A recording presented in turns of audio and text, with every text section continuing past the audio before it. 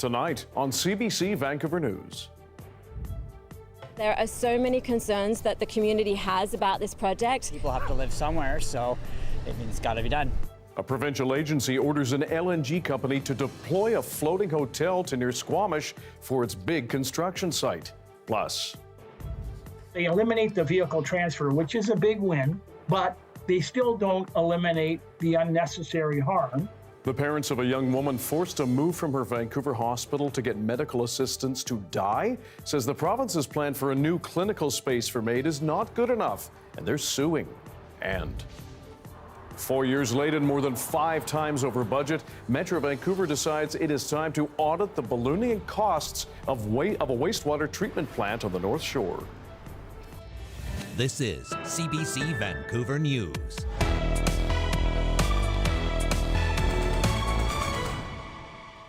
Hello, I'm Dan Burritt. Thanks for joining us. A contentious floating hotel has now been ordered to be sent into BC's Howe Sound. It's meant to house hundreds of wood fiber LNG workers, many of whom are living in now unauthorized sites. But as John Hernandez explains, the District of Squamish has not yet issued a permit for that ship. Squamish District councillors spent the day behind closed doors. The private meeting came after a provincial agency ordered this floating hotel be deployed to Howe Sound so it can house wood fiber LNG workers. The district has not yet issued a permit for the flotel to be there. We're still trying to figure out exactly what this means. Local environmental advocate Tracy Saxby among those taken aback by the order.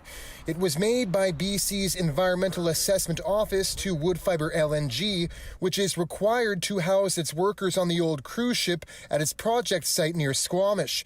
But in May, District Council voted against issuing a permit, citing safety and environmental concerns. The boat is moored off-site. A recent inspection found the vast majority of workers are currently living in unauthorized locations, including hundreds at a large work camp in Gibsons and dozens in Squamish. They're ordered to be on the flotel by Friday. People like Saxby fear the province is overstepping local government. Our community has a right to ask questions of wood fiber LNG and to make sure that this project and the floating work camp have full public oversight and public consultation. District Council later met in the day publicly, revealing that wood fiber LNG withdrew its permit application, telling the district it was no longer necessary given the provincial order. The mayor and council disagree. If the province were effectively to try to supersede us on this, there are other mechanisms with which they could do that, and an order by the Environmental Assessment Compliance and Enforcement Branch specifically is not that. Squamish residents are mixed on the flotel saga. I think it just destroys trust in the system, if there was any left to begin with, which there probably wasn't. Not enough places for works to work, and people have to live somewhere, so it's got to be done. Looks like it's on its way here, whether council likes it or not. District leaders vow they still have a say on whether the flotel ends up on these waters and are considering their next steps. John Hernandez, CBC News, Squamish. After a huge outcry over its ballooning budget, Metro Vancouver Board of Directors has asked for an independent review of the costs of the North Shore wastewater treatment plant. The board chair says he has initiated the review after hearing concerns over whether Metro Vancouver is managing costs effectively. The treatment plant was first announced in 2011 as a $700 million project. That price tag, though, has since grown to almost $4 billion. Metro Vancouver says construction will be complete by 2030. BC is making changes to its electric vehicle rebate program that's set to affect more expensive vehicles. Starting now, the price cap to determine eligibility for compact and full-sized cars has been lowered from $55,000 to $50,000. In a statement, the Minister of Energy and Mines and Low Carbon Innovation says the adjustment will ensure rebates are targeted for middle-income families. The province is hoping the move will push car makers to lower their prices. The government says over 70 vehicle trims are now eligible for the program. With these changes, the, quote, larger vehicle categories MSRP cap remains at $70,000 to allow for vehicles like pickup trucks and vans to still get rebates. Premier David Eby has now responded to a lawsuit brought by the family of a Vancouver woman who was denied access to medical assistance in dying at St. Paul's Hospital. He insists a new clinical space next to the hospital will ensure patients have access to MAID. But as Katie DeRosa reports, the woman's parents say that workaround is not good enough. This family's choice to go to court, I respect 100%. Premier David Eby was at Surrey Memorial Hospital Tuesday for an announcement on kidney care. Instead, he was forced to answer for the practices at a Catholic-run hospital, the subject of a lawsuit by the family of Samantha O'Neill. The BC government is under pressure to address the forced transfers that continue to happen when patients at St. Paul's request medically assisted death, or MAID. Providence Healthcare, the religious health agency which oversees St. Paul's, opposes MAID and requires patients to transfer out of their facility if they want to end their life. That's what happened to O'Neill in April 2023, and it's why her parents have launched the court challenge. BC's health minister says his ministry is setting up a clinical space next to St. Paul's where MAID can be provided. Vancouver Coastal Health will be is organizing and building that hospice care, end-of-life care on that site in order to ensure that everyone has access on that site without going somewhere else to MAID. O'Neill's father says that's not good enough. What's outrageous is Minister Dix and Providence Healthcare come up with the new plan for this MAID purpose-built facility directly beside St. Paul's Hospital. It's absurd. They eliminate the vehicle transfer, which is a big win, but they still don't eliminate the unnecessary harm. A University of Ottawa professor who helped Dying with Dignity Canada with the legal challenge said forced transfers are not just happening at St. Paul's. Providence Healthcare runs facilities outside of St. Paul's, so they have many other institutions where they don't allow medical assistance in dying. So that's the first reason that solution is only a Band-Aid. Providence Health received more than $800 million in public funding last year to operate hospitals, long-term care facilities, and hospices in the Lower Mainland. Katie DeRosa, CBC News, Victoria. Now, speaking on BC Today with host Michelle Elliott, a nursing professor says if a doctor personally opposes MAID, they need to ensure the patient is supported by someone else, but stresses that does not extend to institutions. But we haven't quite tackled the idea of faith-based institutions in general. And I don't think the government has really been wanting to tackle them directly, partly because historically, the faith-based groups have provided a lot of hospice and palliative care services. Until the new clinical space next to St. Paul's opens in the fall, patients will continue to be transferred out of that hospital if they do choose to end their lives. Lawyers with the BC Civil Liberties Association and a group of protesters say they plan to take legal action against the Vancouver Police Department. The group gathered outside VPD headquarters to protest what they call police brutality against pro-Palestinian demonstrators. Over the past 9 months, we've seen a disturbing, one-sided police approach that reveals extreme bias and targets Palestinians and pro-Palestinian community members in a blatant show of anti-Palestinian racism. The group says police ought to be held accountable for what it says was violence used against protesters on May 31st at a rail blockade in East Vancouver. The group claims officers kicked, punched, and choked protesters. The VPD argues officers used lawful authority and reasonable force to arrest people and says protesters ignored numerous requests to leave. WorkSafe is recommending some changes to improve crane safety in BC. It comes after a spate of incidents on the Lower Mainland, some of them deadly, as well as a 2021 crane collapse in Kelowna that killed 5 people. As Tom Popick explains, victims' families are wondering why the changes have taken so long. With building booming in BC, some 400 construction cranes loom over cities and towns. But the cranes come with risks. Just this year, 4 crane incidents have rattled the Lower Mainland. Loads snapped, spans collapsed, one killing worker Eureka Flores of the Oak Ridge Construction Complex in February. In all, some 22 incidents in the last 5 years. Now, industry and regulators are building new workplace rules. So there's a number of things being recommended. So WorkSafe's looking to implement a number of changes, and several changes have gone into effect. since these accidents have occurred. Among the key immediate recommendations, a review of crane crew certification, increasing WorkSafe BC's inspection teams, new regulations to address inspection frequency, a review of crane health and safety regulations, more support for the industry's own safety advocates, and promises to work with stakeholders to improve training and look at employer responsibilities for crane registration and licensing. That was an issue raised almost 3 years ago when a crane collapsed in downtown Kelowna, killing 4 young workers and a man in a nearby office.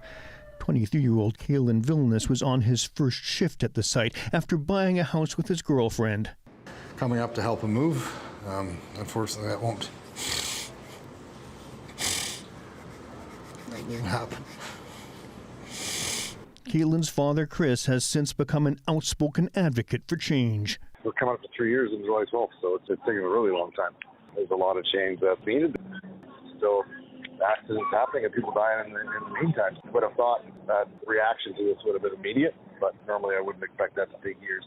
WorkSafe BC says crane operations are complex, and the industry points out most sites involve multiple contractors and employers.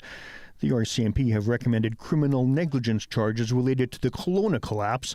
The BC Prosecution Service review is continuing. No timeline is set for a decision. Tom Popick, CBC News, Kelowna. The RCMP now confirms 2 cousins who went missing in Dawson Creek last year have been found dead weeks apart. Police say they've identified 29-year-old Daryl Lynn Supernant, who was last seen alive on March 15th, 2023. Her remains were found on April 19th this year on the 219 road.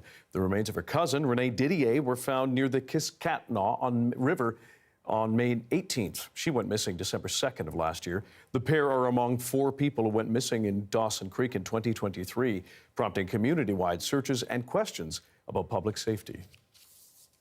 2 men have now been charged with murder in the killing of a man in North Burnaby on Monday. Police were called to reports of a stabbing near First Avenue in Ingleton, just east of Boundary. They found a badly injured 40-year-old man who later died. They also arrested 2 men. Homicide investigators say they have now been charged with second-degree murder. Police said the 2 suspects and the victim did know each other. Parliament marked the 1-year anniversary of Hardeep Singh Nijjar's killing with a moment of silence. Nijjar was shot dead outside his Surrey Gurdwara on June 18th of last year. Prime Minister Justin Trudeau has said there was credible evidence linking Nijjar's murder to officials of the Indian government, a claim India has strongly denied. 4 Indian nationals have been arrested and charged with first-degree murder and conspiracy to commit murder. Sikh activists, meanwhile, marked the anniversary of Nijjar's death with a rally and a mock murder trial outside the Indian consulate in Vancouver.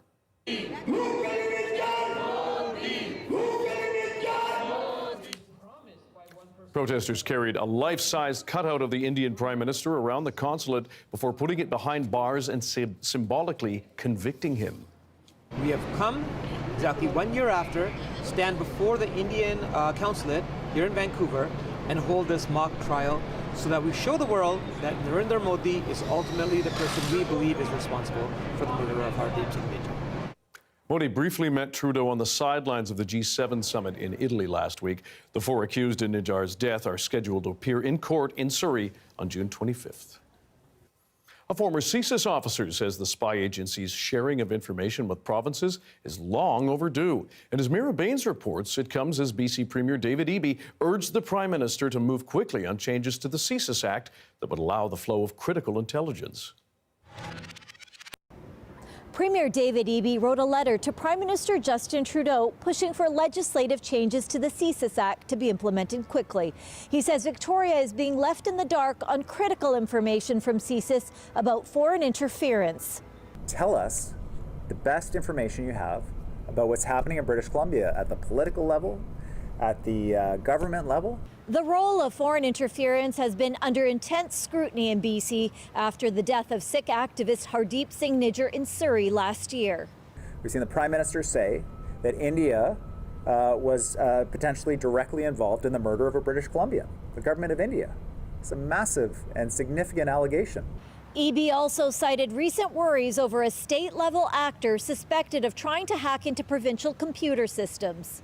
Former senior intelligence expert Michel Junot-Katsuya says CSIS was created in 1984 with the sole purpose of keeping information for the Prime Minister or federal government. Gaps in the system have become obvious. As CSIS has discovered, and the RCMP has also mentioned, foreign interference is taking place at federal, provincial, and municipal level. So absolutely right for the Premier to ask to have more information. A Surrey-based journalist says some people in the Sikh community have pointed to foreign interference in BC over decades and says people want to know names of any politicians and others involved. People want to know the names, who are they and why they are doing so. There are lots of questions in the community. The Premier has said he has only received limited information during briefings. A source close to the issue says the federal bill that could trigger more information sharing could pass very soon, likely by the end of June. Mira Baines, CBC News, Victoria.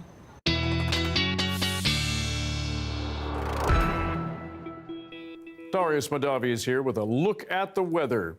Pretty decent day, at least on the South Coast. Yes, for many people, it was a beautiful day, aside from a few pop-up showers, storms. But temperatures are going to continue to climb into the end of this week. I'm sure that is welcome news for people who are sick of the cool and wet weather. It does mean that our fire danger is going to start to come up, which we've already started to see in the north. I'd expect to see that spread a bit further south as well. Not great news, considering that hot weather also means we're going to see some of those convective storms pop up over the next few days. As we've seen in the southern parts of the interior, those storms can happen pretty quickly and bring some pretty big downpours, but also can bring dry lightning. So not ideal for fire starts, but for now it does seem like a lot of that precipitation will be coming a lot of that lightning will be coming with some of that precipitation. So that is a little bit of good news, and especially because we have seen those storms already, it doesn't seem like we've had too many new fire starts because we have had that cooler, wetter weather to put us at a good baseline for that fire danger. Across the province, in the next few days, we're going to see pretty much this exact forecast, where we do see a few places, like down in the southeast,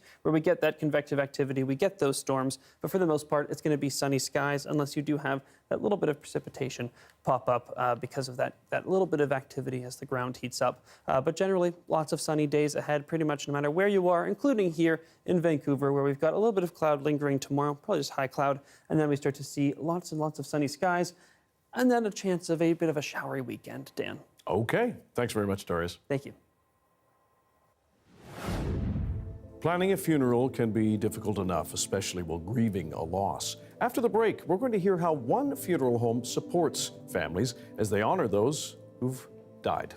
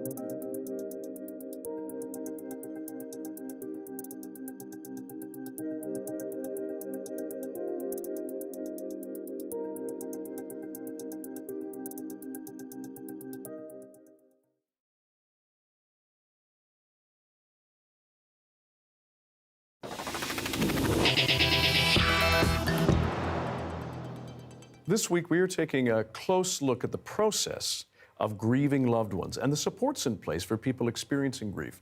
Now, when a loved one dies, someone usually needs to plan a funeral or some sort of service and help get their affairs in order.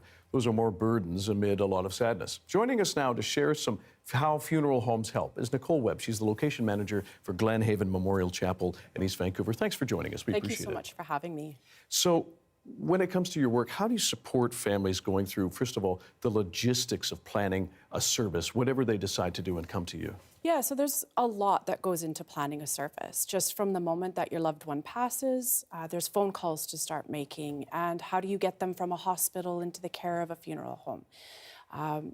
Do we want a service or do we want just something nice and basic? So what we do is we walk them through that process from the very first moment that they contact us, just give them the information to help kind of ease their mind and kind of what the next steps are that they can expect through this process. It's an uncomfortable conversation for a lot of people at the best of times when they're living, but when it comes to death, money is a factor because funerals can be and services can be expensive. Absolutely. How do you raise that? So what we do is we're very open with pricing. We have pricing to fit everybody's needs. We have services that start at about $4,000 at our location, and what that would include would be a basic cremation. We would help to register with vital statistics. We would, make sure that we have everything in order for you to take your loved one and bring them home or to a cemetery afterwards. But we also have options for families where they may want an elaborate celebration, and those prices are going to differ depending on what their needs are. Have you seen costs rise like a lot of other businesses? Yeah, costs are something that are always a factor, right? And costs go up. We haven't really seen anything come down. But the lovely thing about that is we do have a program where you can pre-arrange your funerals. It helps because it gets that conversation started. Your families and your friends then have an opportunity to know what it is you want. Do you want burial or cremation? Do you want a service or a viewing? And you can put those onto plans where you can pay for them throughout, so it also takes the financial burden off of your family and your loved ones.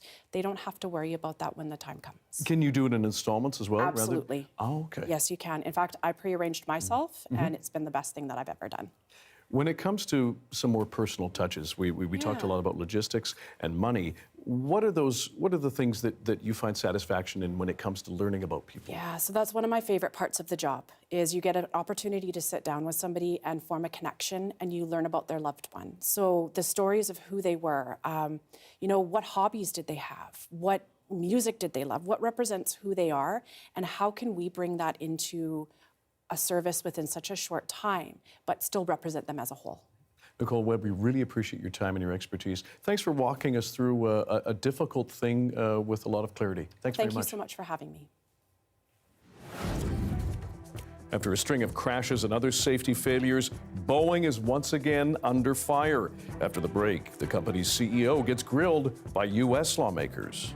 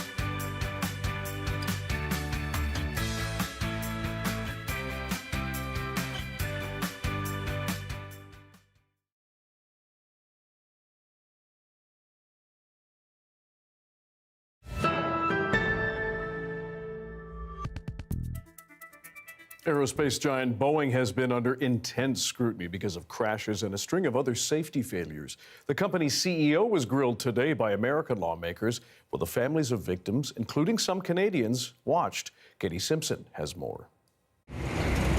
The families who lost loved ones in the Boeing MAX 737 crashes gathered at the U.S. Capitol to witness the company's CEO be grilled by lawmakers over safety violations. Clarisse Moore drove 9 hours from Toronto to honor her daughter Danielle, who was killed in the Ethiopian air crash.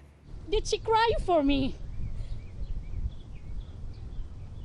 Did she know that will be his last breath?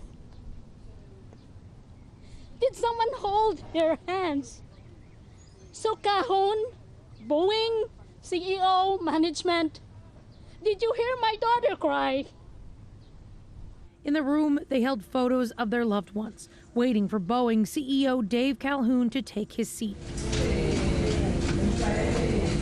He acknowledged their presence, unexpectedly standing up during his opening statement to offer his condolences. I would like to apologize on behalf of all of our Boeing associates spread throughout the world, past and present, for your losses. They're gut-wrenching. Calhoun dodged direct questions about what Boeing has done to improve safety and quality, and was grilled about the damning allegations made by whistleblowers the company cuts corners to maximize profit. The American people, they're in danger.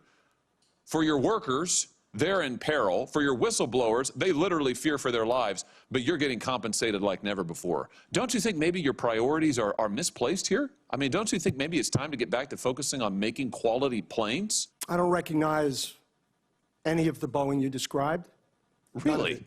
And I want to assure... You don't recognize the Boeing that has airplanes falling out of the sky? U.S. lawmakers are preparing to possibly recommend Boeing be criminally charged for failing to improve safety despite promises to do so in the wake of the deadly 737 MAX crashes, while the Department of Justice has opened a separate investigation into the Air Alaska mid-flight blowout.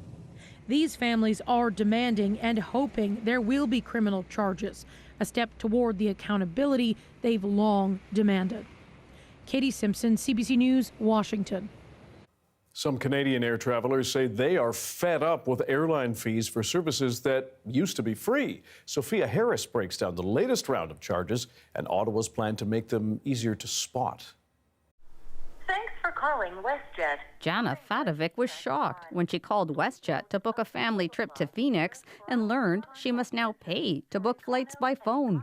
For econo fares, there will be a $25 fee plus taxes. I just feel like it's just a money grab.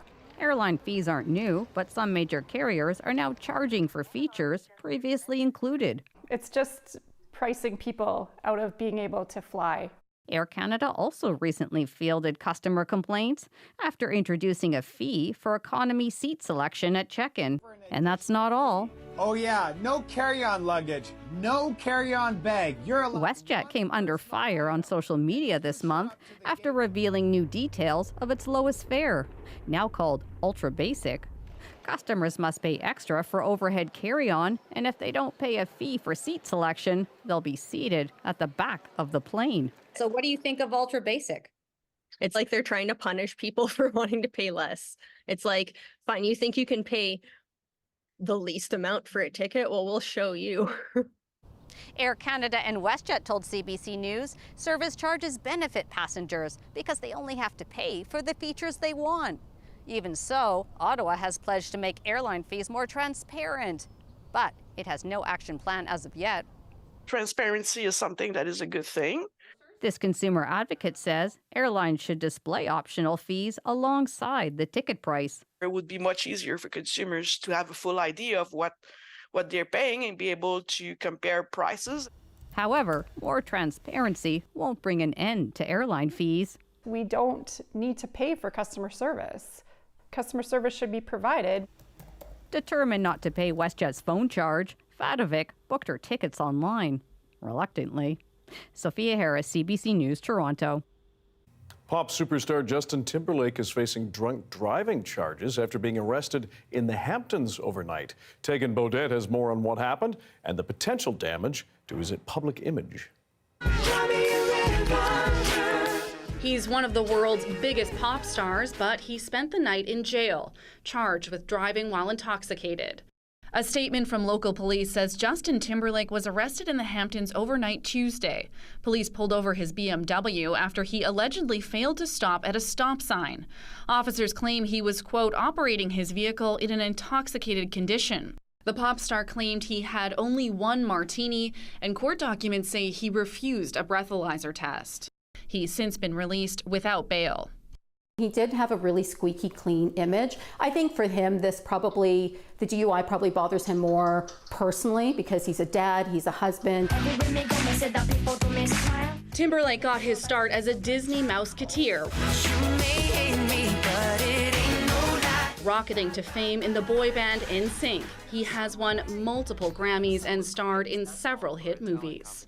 But he has apologized for his alcohol use in the past. In 2019, he apologized to his wife on Instagram after pictures circulated of him with a co-star.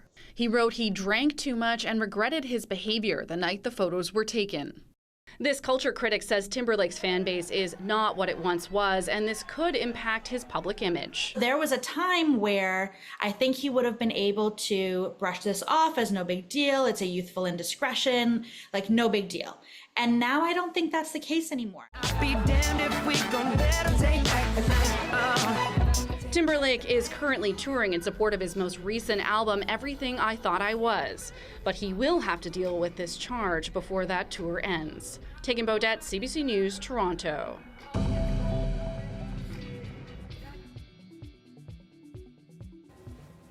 And at 6:34, a live look at Zenko Farm in Quebec. After the break, more on the extreme heat in that part of the country that it's expected to feel in the coming days. Stick around.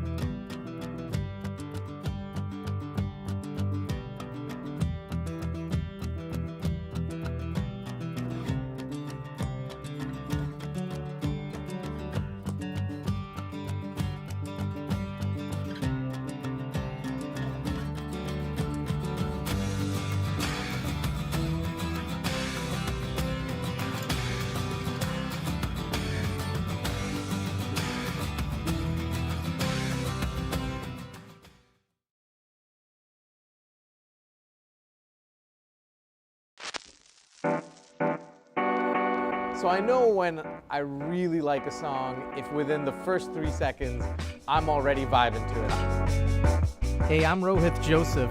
Vibin' is the new show all about discovering great new songs and fresh artists from across BC and beyond.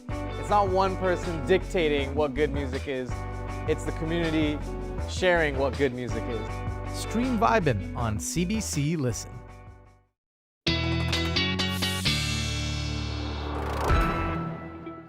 Millions of Canadians are sweltering under a heat dome this week. Warnings stretch across large swaths of Ontario, Quebec, and the Maritimes.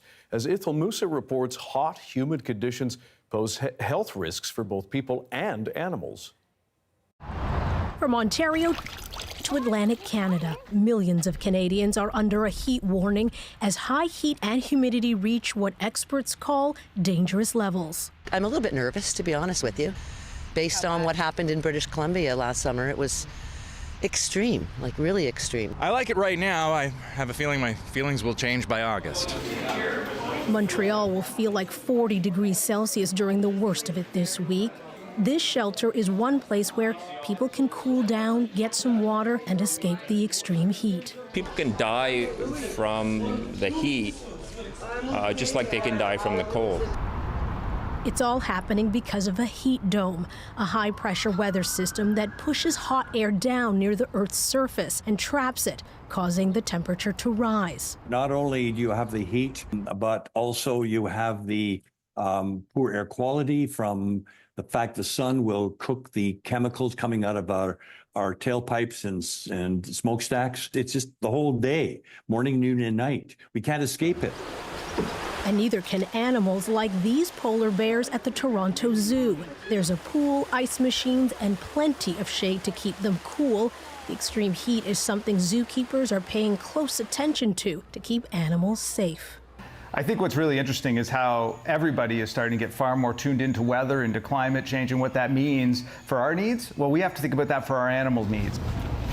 When it comes to humans, experts say it's especially important for the vulnerable, like seniors, children, and those experiencing homelessness, to stay cool and avoid intense physical activity during these high temperatures. Ithel Musa, CBC News, Toronto. Students across the country are also feeling the extreme heat. Most are in classrooms that do not have air conditioning and lack any updated cooling and ventilation systems. Deanna Sumanak-Johnson spoke with students, parents, and administrators about how they're coping.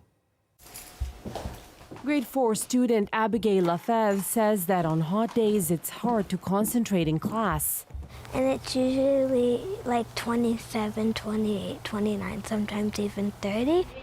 Like many schools across Canada, Abigail's doesn't have air conditioning. There's so many kids at our school that are leaving early because they are sick. They're pale, they're complaining that they're going to throw up. With heat waves starting as early as May and lasting well into the fall, climate change impacts are felt by Canada's students. This is not the classroom heat you may remember as a child. It's more intense and could last for months. Heat is underappreciated as a hazard, but it's responsible for more illnesses and deaths than all other natural weather hazards. For children in schools, it reduces their ability to learn. We emailed provincial and territorial ministries of education. Some answered our questions about how they're tackling overheated classrooms.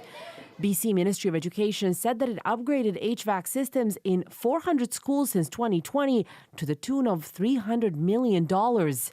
Alberta said school boards have the autonomy, accountability, and responsibility to ensure their facilities are responsive to extreme weather conditions. A similar sentiment was expressed by education ministries in several other provinces. But this Ontario School Board trustee does not buy it. The money that the government gives us isn't enough. And in this day and age, it's unacceptable. At her initiative, a dozen schools in Toronto Catholic School Board are piloting a project, misting stations where kids can cool off. It's nice when the mist hits you because it's like a big relief, you know? It's a solution, but not exactly for the problem we have. It doesn't solve the heat in the classrooms. As parents and educators fight to make schools a safe and comfortable place to learn in a changing climate. Deanna Sumanak-Johnson, CBC News, Toronto. Doris is back with our BC-wide weather forecast, and we're going to have a look at this world. And in the story before, we heard from that woman who talked about how bad it was here in BC, and it was unbelievable. And as we saw, deadly. 619 people killed by that heat dome. Very serious. Yeah, absolutely. I think both stories brought up really excellent points, especially the fact that, I mean, we talked about classrooms, but really anywhere indoors is not always safe, especially for places like here in BC, Vancouver, especially where most people don't have air conditioning.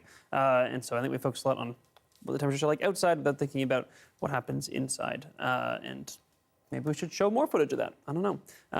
But anyway, with that being said, temperatures climbing. Also, one of the big threats as this heat dome continues to sit over the region. You can see the red is just spreading across, even reaching Atlantic Canada now. In the days ahead, as we're going to continue to see this, those lows that we're going to see are also a big threat because they aren't going to drop below 20 degrees Celsius. With humidity, the temperatures, the lowest temperatures that some of these places will feel, especially in parts of Ontario and Quebec, is going to be 30 degrees with the humidex. So not really any relief coming in those overnight periods either. Again, we're going to continue to see those severe thunderstorms pop up. We do have a rainfall warning over northwestern Ontario as well, where temperatures have come down, but they're still getting some extreme weather. And yeah, those excessive heat warnings spreading to the Maritimes as well, where the temperatures will stick around a little bit longer. The first relief is going to come sort of from west to east. We're going to see those temperatures start to fall as we move over the next few days, but still staying extremely high for parts of the Maritimes. So this is going to be probably a big news story for the rest of the week. I wouldn't expect to see any relief, major relief before that across the board. So be ready for that. Now, if we turn our attention to here in BC, temperatures are coming up, but not nearly to the same extent. Things are a lot more calm. We may see a few convective showers pop up in a few places. You can see that there. A little bit of cloud activity at times, but generally speaking, fairly calm. Hard to say exactly where those thunderstorms will arrive, but in the Alpine, including in Whistler tomorrow, and Squamish as well, and as well as in parts of the valley where we might see some showers. All that is a possibility at those higher elevations in particular. But if we take a look across the province, you'll see pretty much the same pattern. Plenty of cloud at times, but in the southern interior, you'll see some of those convective showers pop up, primarily confined to the southeast, but really could spread anywhere across the province in the next few days. Tomorrow's looking a little bit more calm than especially yesterday was, but still plenty of activity. In terms of temperatures across the province, as I mentioned, going to continue to climb. We looked at this before, but really a few very pleasant days ahead, I think, for many people. And if we look at our forecast for overnight tonight in Vancouver, fortunately not a 30-degree humidex low. Thank nice goodness. 12 degrees, but temperatures will climb into the 20s for tomorrow. Okay. Thanks very much, Darius. Thank you.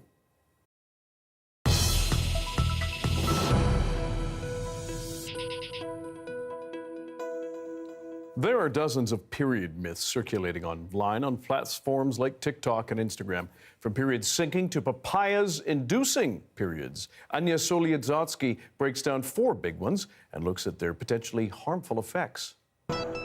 Welcome to my period talk. What names have you called your period? I have a super heavy flow. How much do you think you know about periods? I think that's true. I'd stand corrected. Hi. About half the population gets them, but it turns out there is a lot many of us don't actually know about our periods. So we're going to break down 4 myths that might surprise you. Excuse me? Hi, we're with CBC, and I was wondering if you had a few seconds just to chat about how much people know about periods. Sure, okay. Myth 1, period sinking. True or false, women's periods can sync up when they live in close quarters? I think that's true. True. True. I think that is true. I don't know if if that's just like an old wives' tale, but I feel like that is something my wife, when she's been in close quarters with people, had that experience. I think that's false. Turns out it is false. If menstrual syncing were true, I'd tell you, but it's actually not possible because we don't have pheromones. Now, that's something that really rocks a lot of people's world because the whole perfume industry is sort of, geared around telling you that there's pheromones. So we all believe in the illusory truth effect. That's the idea that repetition breeds accuracy. That's Jen Gunter, an OBGYN who wrote Blood, a book that busts period myths. And some of it was really surprising. What if I told you that was false? Is it actually false? Yeah, I know, I was mind blown. What if I told you we spoke to a guy who said there's no way that that's possible? Wrong. So I can totally understand people reading that information and being like, whoa, like that can't be right. So if you've heard from friend after friend after friend about cycle syncing over and over and over again, of course that's become a belief for you. And it's very hard when something was put in your brain not by science to get it out with science, right? The reason for that is because when we all lived in like small kind of tribal-like communities. Period syncing is hard to debunk. So many of us thought it was a thing. That begs the question, what else do we get wrong with periods? Do you get your period every month? If so, do you use these? This is your reminder that it actually does matter what you decide to put in and on your body. Whatever's on that tampon that's in your vagina is going to be absorbed in the bloodstream. Myth 2. We know organic tampons cost more, but are they better? So first, true or false? Organic period products are safer than non-organic period products. I would say true. Why? They're not bleached, less toxins, perhaps more research around where they're sourcing their materials from. I would think true. Organic is better. For all the years I had a period, I used organic tampons, actually, Natural Care. They were the best. No complications. But is it true? People on the street believe it, and on social media too. This has nearly 200,000 views. Because I think that it's so important to use more organic menstrual products. If somebody's using the terms pure, clean, natural, organic, I'd be very concerned. What you want are data and statistics. The fact that, for example, organic tampons are better, that's brought to you by the organic industry. That's brought to you by people who want you to pay more so they can make more money. And it's hard, again, because it ties into purity culture, right? Using those words really draws us in. Yeah, why not use your money for shoes? And get this, all those marketing terms aren't regulated. All sell, no science. So how do the rest of us feel about that? What if I told you that it doesn't matter? Ooh, okay. All right. What if I told you it's false? We are from India. We use organic products. First, it's safe. What if I told you it doesn't matter what you use? It's whatever makes you comfortable. I'm 0 for 2. We still have a few questions. Okay, I would think fewer chemicals. Here's another myth. I was getting periods from hell. The area is sensitive during that time. If you are a girl or a woman, you need to hear this. Myth 3. Some period products could make cramps worse. Another one is, do you think that period products can make cramps worse? No, I don't. I mean, well, I guess if you have maybe the wrong size pads or something like that. True or false? Period products can make cramps worse. I think it's false. It depends upon our hormones. What kind of period products? Let's think tampons, Diva cups, pads. Oh, I'd say false. They don't make them worse. That's true. And Jen Gunter says periods shouldn't be debilitatingly painful, regardless of what product you use. The harm is people thinking that if they don't use menstrual products, that their terrible cramps are going to go away. And so they sit at home, bleeding, as opposed to getting medical care. So many of us get our periods, and we know what they feel like. Cramps. I always get a headache. Irritability. Bloating, breast tenderness. Good one. So women's health has been grossly underfunded. People need to have more time with their physicians. We need to have appropriate funding for healthcare, and at the provincial level, women's health has really had the short shrift. Like we need to do a better job at a public health level, teaching people the basics so they know. Raw papaya helps stimulate contractions in the uterus. We have one more myth to bust, and keep in mind, this is only a very short list. Social media is brimming with misinformation about periods, and it's easy to spot once you know how. The idea that, in a country like Canada with an amazing healthcare system, that people are turning to sort of, uninformed sources is simply not acceptable. But there is some good information. There are also doctors on TikTok providing science-based information to help balance it out. Heavy menstrual bleeding is called menorrhagia. And it's important to diagnose this because it can lead to things like low iron and anemia. Because you can see here the hormones are peaking and all of a sudden they drop down. Boys, 5 things you need to know about periods. Yes, boys. That's myth 4. It's all just girls stuff. And maybe not a myth, but certainly that's how it's been for centuries. the idea that only women and girls need to learn about menstruation. But many experts say that is not good enough. Jen Gunter says it can be harmful when half the population doesn't know enough about menstruation. You know, what is the harm in men not knowing enough about periods? If you're, a man and you have a daughter, or you have, a trans son who menstruates, or a non-binary child who menstruates, don't you want to learn about the biology? So, if your child is suffering from menstrual cramps, you can say, hey, I read in this book that you can take ibuprofen. Let's go get some. Maybe if men learned more about the reproductive cycle, they'd say, hey, you know what? Now I understand why, my partner, who's suffering from PMS, has a harder time 4 or 5 days before her period starts. You know what? I'm going to make dinner the last week of her menstrual cycle. It does seem like people want to know more these days. Do you think it's important for men to know about periods? Yes, sure. They're part of our lives too. The more education that's shared, the more we all benefit. Coming up, a sneak peek at the 2 new 70 million-year-old giants at UBC. There, got it right. Stick around.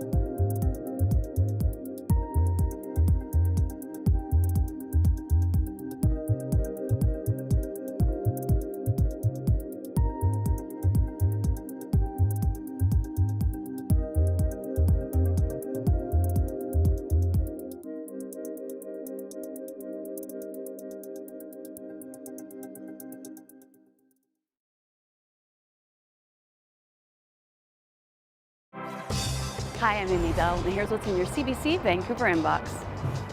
CBC is the proud media partner of the Squamish Nation Youth Powwow, July 5th to the 7th. The cultural event welcomes everyone to a vibrant celebration of vivid colors, rhythmic music, and a strong sense of community. Tickets at SquamishNationYouthPowwow.com. And never miss a special programming series, event, or contest. Subscribe to CBC Vancouver's e-newsletter and keep connected with us. UBC's junior scientists, also known as kids from UBC Daycare, got a special look at new dinosaur fossils that are being assembled at the Pacific Museum of Earth. I think we're both quite good examples, for what we're trying to do, and they look really nice and we're well cast, and it's just new and shiny and pretty. There are two new dinosaurs at the museum, and there they are. One of them, this 30-foot-long giant, is a fossil cast of Displetosaurus, an older relative of the T-Rex. And there's also a smaller raptor, the Dromaeosaurus. Both roamed the Earth around 70 million years ago in what is now Alberta until an asteroid struck Earth, dramatically altering our climate and wiping out the dinosaurs. The exhibit aims to explore the human role in shaping Earth's future in the face of another climate crisis. My main takeaway from designing this exhibition is really that, unlike the dinosaurs, we can actually do something about our climate crisis. So this is a human-caused problem, and it's something that humans can absolutely tackle. The fossils are being assembled by a professional articulator, a process that it takes around 4 hours and goes bone by bone, starting with the dinosaur's feet and up to its skull. The exhibition opens to the public on July 2nd. That's why we love time lapses, to see that stuff. Oh, yeah. So cool. That was awesome. I wish I was one of those kids. You'll get there. I am. You are. I'll get there. You'll get there. Thanks for being with us tonight on CBC Vancouver News at 6. You can watch this newscast on CBC Gem, our free app, as well as on YouTube at our website, cbc.ca/BC. Jessica Chung will have your next local news set for 11 o'clock right after the National. Have a good night.